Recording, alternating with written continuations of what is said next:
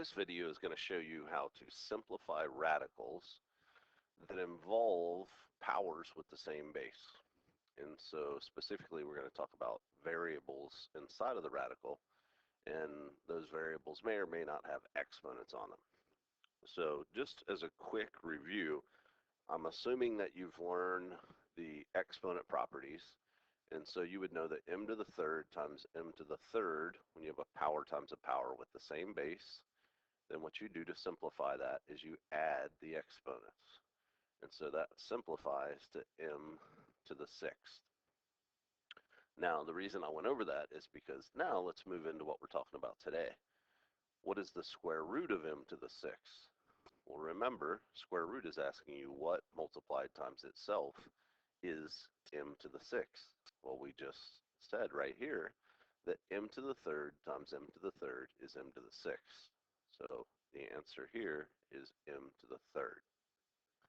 Now, you have to be careful because when you've done square roots of numbers, what you're looking for is what times itself equals that number.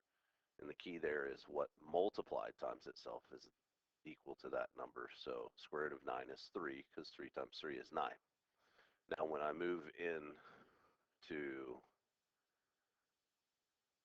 powers here, now I'm not asking what times itself is equal to 8. I'm asking what added to itself is equal to 8. So a lot of times my students get confused in keeping these two things straight. This one's multiplication, this one's addition. And so when you have these mixed together, that's when you really start to get a little confused if you're not really focused on what you're doing. So square root of m to the 12th, saying what plus itself is 12. And so that's m to the 6th. Again, because m to the 6th times m to the 6th is m to the 12th, because you add the exponents. Okay, well, let's look at what if you have an 11 there. So what plus itself is 11? Well, that would be 5.5, but we don't want to have decimals. So what we're going to do is break this apart. And so we're going to break this into the square root of m to the 10th times the square root of m to the first. And I don't need to put the 1 there. I'll put it here, put it there this time, just to make you aware of what's going on here. So m to the 11th is the same thing as m to the 10th times m to the first, because you would add the exponents. Now I can take the square root of m to the 10th, because that's equal to m to the 5th. That is a terrible 5. Let's try that again. So I have a 5, and then I have the square root of m. And that's the answer.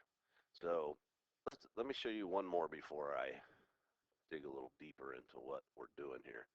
The square root of m to the 27th, I'm going to split that into m to the 26th times m to the first. And so that would be m to the 13th times the square root of m. Now notice, m to the 12th, I didn't have to split it up, but m to the 11th and m to the 27th, I did. So why is that? Well, the key here is if that exponent is an even number, then I can split it in half evenly. If it's an odd number, I can't. So anytime you have an odd numbered exponent, you're going to split it apart, and you're always going to split it like I did here. So you don't want to split it to like m to the 6th times m to the 5th. Reason being is because let's say I did that. Let's say I split it to m to the 6th times m to the 5th. So now I have m to the 3rd times the square root of m to the 5th. Oh, but wait, m to the 5th can be split up into m to the 4th times the square root of m. So now I have m. Do you see where I'm going here? We're going to get the same answer. M to the 3rd times m to the 2nd times the square root of m. M to the 3rd times m to the 2nd. You add the exponents. That's m to the 5th square root of m. So I end up with the same answer. but this took a whole lot more work. So when you split it up, when you break it apart, you always want it to be one less than whatever this exponent is. So if it's 11, you make it 10. If it's 27, you make it 26. And the other one is just whatever the variable is to the first power. All right, so let's look at some more. I'm going to switch my pen real quick because this is writing really thick. Now, hopefully you've seen my lesson on how to do this similarly with numbers. If not, I'll put a link and you can go back and watch that video. So for 54, I want to split it into the greatest factors that are perfect squares. I didn't really say that well. I want to find the largest perfect square number that's a factor of 54. And that number would be 9. 9 is a perfect square. So I'm going to split that into 9 and 6. The 8, notice it's even, so I don't need to split it. So I'm going to put it with the 9 because the 9 is a perfect square, and I can take the square root of that and get 3. Into the 8th, I can take the square root of and get into the 4th. And then the 6 I can't do anything with, so it just comes down with my answer. Okay, let's look at one where you have a number, a variable out in front. So you have something out in front, not in the square root. It just comes along, and anything I pull out of the square root, I'm going to multiply times negative m. So I need to split the 80.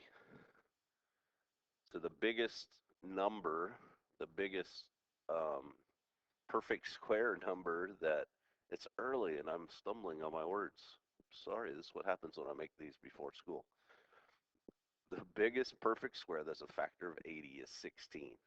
16 times 5 is 80. So I'm going to split this into 16 and 5. The m has an odd exponent, so I'm going to split it into m to the 8th times m. The m to the 8th I'm going to be able to take the square root of, so I'm going to put it with the 16. Since I can take the square root of 16, and the m to the first I'm going to put over here with the 5. So now I have negative m, it's just coming along. Square root of 16 is 4. Square root of m to the 8th is m to the 4th times the square root of 5m. And now I'm just going to multiply all this together. In algebra, we like to put the numbers first. I'm going to put the 4 first. And then remember, m to the first times m to the 4th is m to the 5th. You add the exponents times the square root of 5m. All right. Now going to the last one here.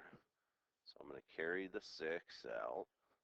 The 98, I'm looking for a perfect square that's a factor of 98. The biggest one is 49. 49 times 2. So I'm going to split this into 49 and 2. The t has an odd exponent, so I'm going to split that into t squared and t.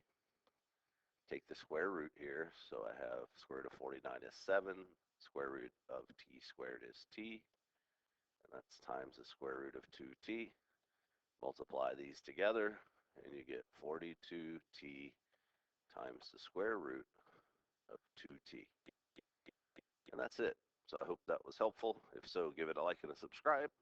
And until next time.